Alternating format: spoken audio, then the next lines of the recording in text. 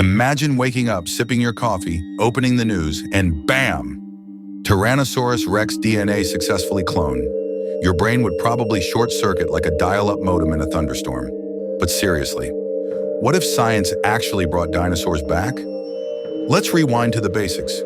Dinosaurs went extinct around 65 million years ago, most likely thanks to a massive asteroid that turned Earth into a cosmic frying pan. Since then, their bones have just kinda hung around in museums while their descendants, yes, birds, squawk and poop on statues. But in modern times, some scientists have said, hey, what if we unextinct them? This idea isn't just Hollywood magic, though yes, Jurassic Park gave it a solid PR push. The concept hinges on one thing: DNA. We'd need samples from fossils, ideally preserved in amber. Picture a mosquito that drank dino blood, got trapped in tree sap, and waited patiently for 65 million years, like the world's creepiest time capsule. Unfortunately, ancient DNA is a diva. It breaks down fast, and after millions of years, it's basically molecular confetti. So unless we find a miracle fossil in a dino-themed deep freezer, pure cloning isn't happening anytime soon. But wait, enter the chicken. Yes, the humble chicken nugget provider is actually one of the closest living relatives to dinosaurs. Scientists have already started reverse engineering certain traits, like giving chicken embryos dinosaur-like snouts and tails. It's called de-extinction, but really it's genetic time travel with extra feathers. And then there's CRISPR, the gene editing tool so precise it's basically Photoshop for DNA. Scientists could, in theory, edit bird genes to bring back some dino traits. Think of it as building a dinosaur Lego set, except the pieces are alive and might eat you. Is this safe? Probably not. Will that stop anyone? Definitely not. So with some insane funding, a few mad genius scientists, and a tolerance for lawsuits, humanity could technically bring dinosaurs back. But just because we can doesn't mean we should. Right? Right? Anyway, tune in next time, because the minute the first dino takes a breath, the world's going to panic like someone just put Wi-Fi behind a paywall. Let the chaos begin. Breaking news. A dinosaur has escaped a top-secret lab in Wyoming. Eyewitnesses say it was kind of like a chicken, but with way more teeth and less chill. And just like that, the world collectively loses its mind. First came the headlines: T-Rex spotted on Highway 12, Velociraptor eats farmer's corn, and goat. Is your neighborhood dino-proof? Social media explodes. People post selfies with baby triceratops like it's a new filter. Influencers start riding tiny raptors like they're hoverboards. One guy goes viral for trying to walk a stegosaurus on a leash. It did not go well. Governments scramble. Some try to ban dinosaurs. Others try to weaponize them. Billionaires start building dino safaris in their backyards. Because of course they do. Elon probably tweets, "I've adopted a pterosaur. His name is Jeff." Meanwhile, scientists argue on TV about whether we should have just stuck with chickens. Pets are confused. Dogs bark at the sky. Cats act unimpressed as usual. Birds scream betrayal at their giant scaly cousins. And your neighbor's parrot now screams, "Run!" at 3 a.m. for no reason. Airports shut down when a group of pterosaurs nests on a runway in Texas. Delivery drones are vanishing mysteriously. Turns out pterosaurs think Amazon boxes are delicious. Great. Now we can't get 2-day shipping or pizza. Zoos? Zoos are a nightmare. Lions look nervous. Elephants demand upgrades to their enclosures. Penguins pretend nothing's happening. Meanwhile, a baby ankylosaurus smashes through the glass at the reptile house and somehow ends up trending on TikTok with the hashtag #MitchaThickLizard. Then come the protesters. "Dinosaurs have rights too," they shout. Others disagree. "No reptiles on the subway." Cities start putting up signs. "Please do not feed the carnivores." It doesn't help. Oh, and the black market? Absolutely thriving. Want a backyard compy? There's an app for that. Want a T-Rex tooth necklace? That'll be 3 months' rent. Scientists warn this isn't sustainable. These animals haven't been part of Earth's ecosystem in millions of years. But no one listens. Why would they? There's a dinosaur parade downtown, and someone just sold a dino egg omelet for 70 bucks. And somewhere in the background, nature starts to stir. At first it was kind of fun. A few trampled lawns here, a stolen picnic there. But then things got weird, like end of the food chain weird. Ecosystems don't just welcome new mega predators with open arms. Dinosaurs aren't house guests. They're the ones who knock down the door, eat your pets, and ask where you keep the rest of the food. Local wildlife starts vanishing. Deer? Gone. Cows?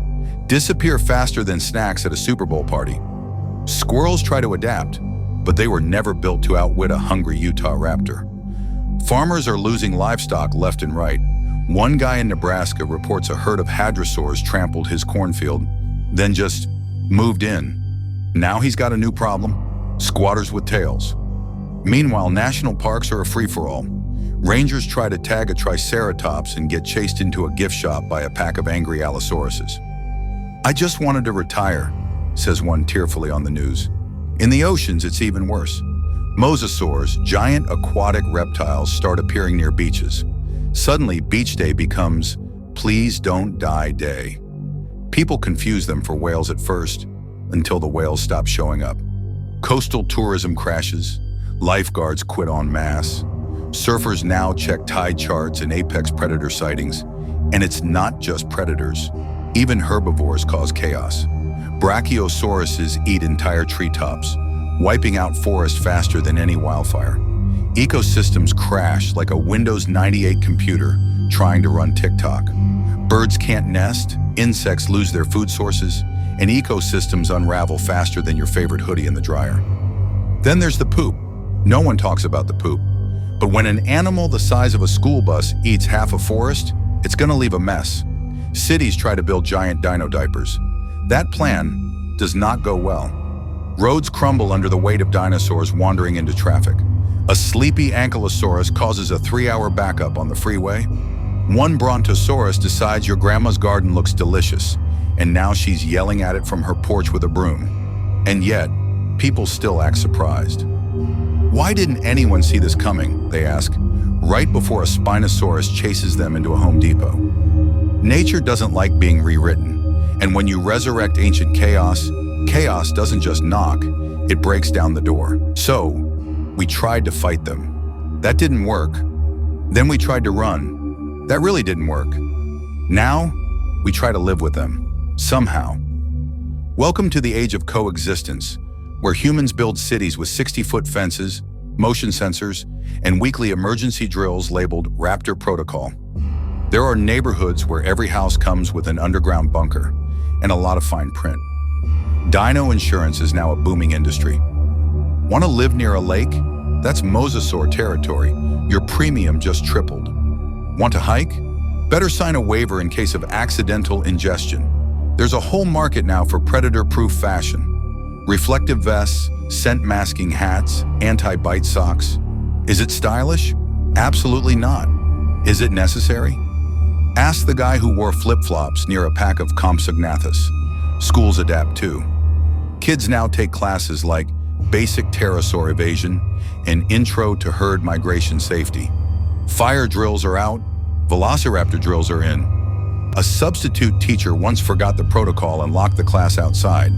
That was a short-lived career. Some people try to turn dinosaurs into pets. It goes exactly how you think. A toddler riding a triceratops sounds cute until it charges through your garage. Influencers get miniature stegosauruses in film reaction videos. One guy starts a TikTok series called Will It Eat Me? Spoiler, yes. Yes, it will. Still, not everything's chaos. Some herbivores are surprisingly chill. Parks open up with special viewing domes, like zoos, but you're the one in the cage. Scientists begin studying dino behavior, tagging them, even training a few. There's a viral video of a T-Rex playing fetch. It ends in disaster, but it's hilarious right up to that point. Tourism shifts big time. People fly to dinosaur zones for guided safaris, inside tanks. Hotels sell roar view rooms. Theme parks become reality. There's even a popular vacation package called 7 Days, No Regrets, probably. But coexistence isn't easy. We fence off areas, install alarms, build massive deterrents, and yet they're still dinosaurs. Sometimes a fence fails. Sometimes a raptor finds a door handle. And sometimes nature just doesn't care about your zoning laws. Still, we keep trying, because deep down, humanity is stubborn, hopeful, and just a little too confident that it can survive anything. Even this. It's been decades now. Dinosaurs are no longer breaking news. They're just part of life. You hear a roar in the distance and think, must be Tuesday. But as the world settles into its new normal, one big question still hangs in the air, like the smell of a nearby stegosaurus. Who's really in charge now? Because here's the thing, dinosaurs didn't just come back.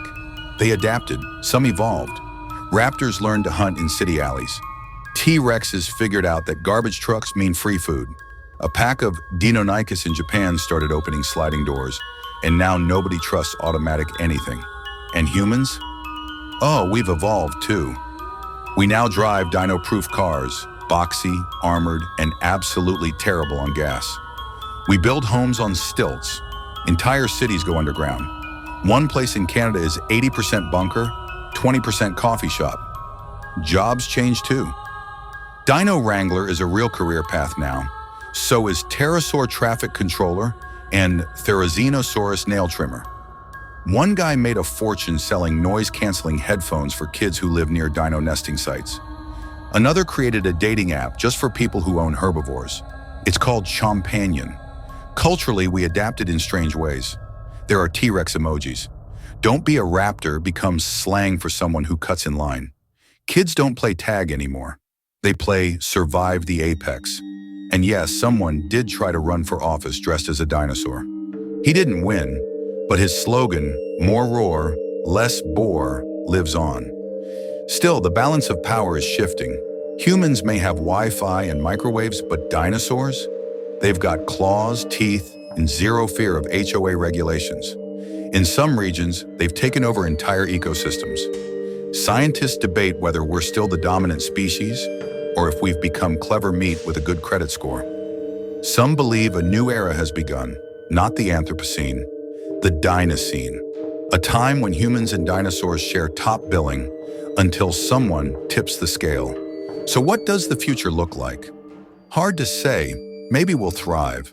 Maybe we'll just be a footnote in a future species textbook. The short reign of humans ended when they brought back giant lizards for fun. One thing's for sure, Earth was never ours to begin with. We just borrowed it. And now the original tenants are back.